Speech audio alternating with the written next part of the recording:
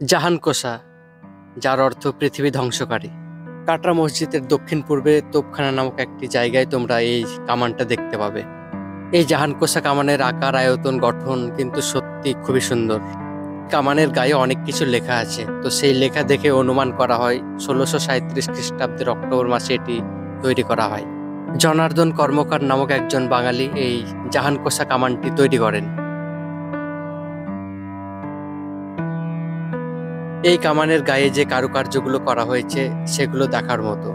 নবাব মুর্শিদ কুলি খান যখন বাংলার রাজধানী ঢাকা থেকে মুর্শিদাবাদে স্থানান্তরিত করেন, তখন এই কামানটি সঙ্গে নিয়ে আনা হয়েছিল। এই কামানটি বর্তমানে যে জায়গায় রয়েছে সেই জায়গাটার নাম হলো তোপখানা। তখনকার দিনে নাকি এই তোপখানা ছিল নবাবদের অস্ত্রাগার রাখার জায়গা। এই কামানটি প্রায় অনেক দিন অশ্বত্থ গাছের নিচে পড়েছিল অযত্নে।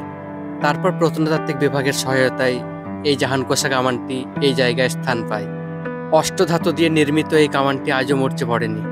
বিস্ফোরণের জন্য এই কামানটিতে প্রায় 17 কিলো বারুদের প্রয়োজন হতো।